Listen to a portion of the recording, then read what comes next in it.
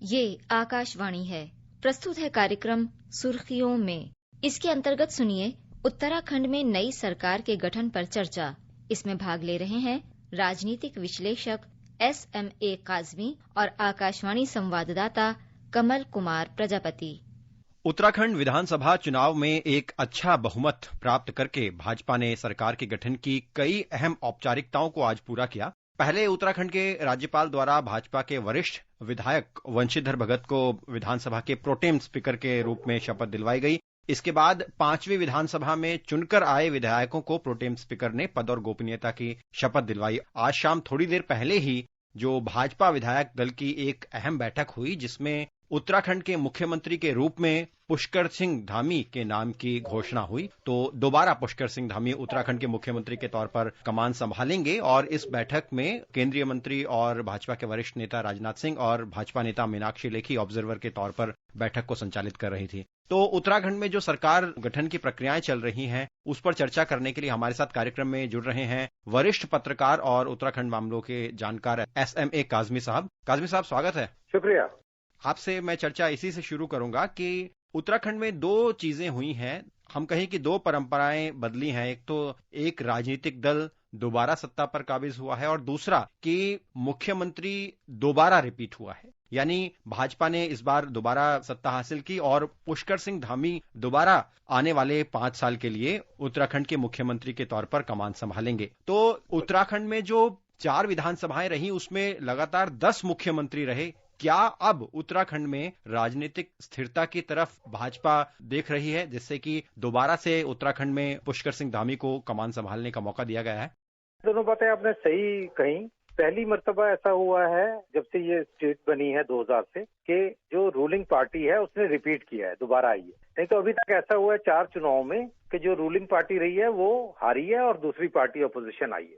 कांग्रेस और बीजेपी ने alternately power share की है यहाँ पे, लेकिन इस बार ऐसा हुआ है कि बीजेपी थंपिंग मेजॉरिटी से आई है। और दूसरी बात आपने बिल्कुल ठीक कही कि इस बार पार्टी जीत गई, लेकिन उनका जो मुख्यमंत्री कैंडिडेट थे और जो मुख्यमंत्री थे आउटगोइंग सरकार में और जो फेस थे चुनाव में मुख्यमंत्री का, वो चुनाव हार गए। और इससे पहले बीजेपी का ऐसा ही सिमिलर फेट हुआ हिमाचल में पिछले चुनाव में कि प्रेम कुमार धूमल साहब चुनाव हार गए और पार्टी जीत गई। तो तब बीजेपी ने एक नया चेहरा जो MLA थे उसमें से चुन के जयराम ठाकुर जी को चीफ मिनिस्टर बनाया। लेकिन यहाँ पे इस बार ये भी एक रिकॉर्ड है कि हारे हुए को ही दोबारा चीफ मिनिस्टर बनाया गया। और जो आपने एक सवाल किया कि क्या स्थिरता रहेगी, क्योंकि धामी अब 12वें चीफ मिनिस्टर होंगे स्टेट के, जो कि 22वें साल में है। इस बार बीजेपी ने काफी बड़ी एक्सरसाइज की है। जिस दिन से ये चुनाव के नतीजे आए हैं, लगातार कंसल्टेशन सारे बड़े नेताओं को, मुझे नहीं लगता कि कोई सीनियर नेता, कोई MP छोड़ा है पार्टी हाईकमांड ने जिससे कंसल्ट नहीं किया। और मुझे लगता है ये कि अगर धामी साहब को ही उन्होंने बनाना था तो वो पहले दिन ही अनाउंस कर सकते थे कि भाई ये हमारे मुख्यमंत्री आउटगोइंग है, ये हार गए, लेकिन ये हमारे चीफ मिनिस्टर होंगे नए। लेकिन उन्होंने ये मुझे लगता है ये एश्योरेंस लिया कि इस बार वो डिसिडेंस वो नहीं होगा और स्थिरता रहेगी सरकार में। 5 साल तक ये मुख्यमंत्री रहेंगे। काजमी साहब, उत्तराखंड जैसे राज्य में ये समस्या रही है कि केंद्र या हाईकमान या जो राज्य सरकार है उसके बीच एक संचार का अभाव रहा है। तो अब जो सरकार भाजपा की बनी है और दोबारा से पुष्कर सिंह धामी को मुख्यमंत्री बनाया गया है, तो इसमें क्या केंद्र और राज्य के बीच में पुष्कर सिंह धामी अब एक सूत्र का एक बड़े बेहतरी से काम निभा सकते हैं? जी, मुझे लगता है कि उनकी जो ग्राउंडिंग हुई है वो थोड़े मुश्किल हालात में हुई थी। आपको याद होगा कि पिछले साल सबसे पहले त्रिवेंद्र सिंह रावत को मुख्यमंत्री हटाया गया, तीरथ सिंह रावत को लाया गया, फिर पेंडेमिक हुआ, काफी कुछ हुआ, फिर उन्हें हटाया गया और फिर जून जुलाई में ये आए। तो ये पार्टी के लिए भी मुश्किल हालात थे, स्टेट गवर्नमेंट के लिए भी मुश्किल हालात थे। तो इसमें पुष्कर सिंह धामी जो कि 47 साल के हैं, सबसे यंग मुख्यमंत्री हैं, उन्होंने काफी मेहनत की। और उन्होंने सबसे अच्छी बात जो आप सवाल मेरे से पूछ रहे हैं कि केंद्र सरकार से भी काफी रैपो रखी। वो केंद्रीय नेतृत्व से, प्रधानमंत्री से, होम मिनिस्टर से, बाकी मंत्रियों से भी लगातार मुलाकातें करते रहे और अपने स्टेट्स के लिए भी प्रोजेक्ट्स, कंसेशंस लेते रहे। तो मुझे उम्मीद है कि उनकी जो ग्राउंडिंग हार्ड सर्कमस्टेंसेस में हुई और अब उन्हें पूरे 5 साल मिलेंगे, एक थंपिंग मेजॉरिटी मिलेगी, उन्हें कोई डर नहीं है कि साहब मेरी सरकार गिरेगी या क्या होगा। सिर्फ एक चुनौती एक है सिर्फ इसमें कि उन्हें 6 महीने के अंदर चुनाव जीतना है। मुझे लगता है कि वो बेटर कम्युनिकेशन कर पाएंगे, संचार कर पाएंगे केंद्र सरकार के साथ।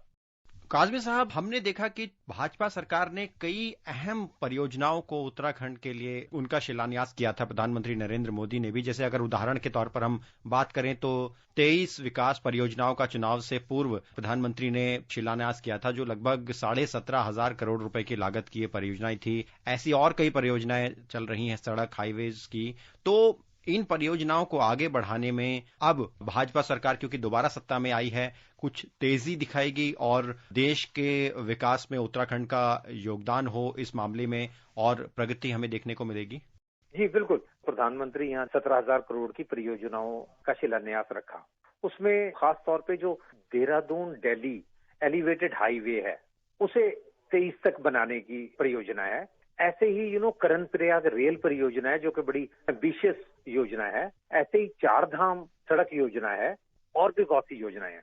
तो मुझे लगता है कि केंद्र सरकार के साथ ज्यादा समन्वय रहेगा, इनका कोऑर्डिनेशन रहेगा। और 2024 के लोकसभा चुनाव को देखते हुए ये मुझे लगता है कि ये इनमें से काफी, जैसे ये एलिवेटेड सड़क योजना है जो 2.5 घंटे में आप देहरादून से दिल्ली पहुंच सकते हैं, जबकि आजकल अमूमन 5.5, 6, 7, 8 घंटे भी लग रहे थे देहरादून से दिल्ली पहुंचने के लिए। तो इसमें इकोनॉमिक प्रॉस्पेरिटी है वो भी आएगी और मुझे लगता है कि काफी स्पीड अप होंगे। दोनों सरकारें हैं यहाँ पे, जिसे प्रधानमंत्री मोदी जी ने डबल इंजन सरकार भी कहा। बिल्कुल जी। तो सरकार गठन की एक अहम प्रक्रिया होती है काजमी साहब, मंत्रिमंडल का गठन। आप क्या संभावनाएं जता सकते हैं कि मंत्रिमंडल में पुराने चेहरों को जगह दी जाएगी, कुछ नए चेहरे भी आ सकते हैं? और क्योंकि उत्तराखंड एक कह सकते हैं क्षेत्रीय विविधता भी रखता है, पहाड़ी इलाके हैं, मैदानी इलाके हैं और पहाड़ी इलाकों में भी कई मंडल हैं जैसे गढ़वाल मंडल, कुमाऊं मंडल। तो उत्तराखंड में जो मंत्रिमंडल का गठन होगा उसके आधार क्या होंगे और किस तरह से कुछ बदलाव या कुछ पुराने चेहरे भी देखने को मिल सकते हैं? क्या कुछ आपका विश्लेषण है? देखिए, ऐसा है कि मुझे ऐसा लग रहा है कि इस मर्तबा ये थोड़ा कॉम्बिनेशन बिठाएंगे, पुराने और नए के बीच में समन्वय बिठाएंगे। और जैसे आपने कहा कि यहाँ पे जो डिविजन्स हैं, इवन कास्ट डिविजन्स हैं और रीजनल डिविजन्स हैं, मैदान है, गढ़वाल है, कुमाऊं है, तो मुझे लगता है कि इस सबको देखते हुए थोड़े पुराने चेहरे और कुछ न्यू ब्लड भी इन्फ्यूज करेंगे वो इस मर्तबा। मेरा ऐसा मानना है मंत्रिमंडल में।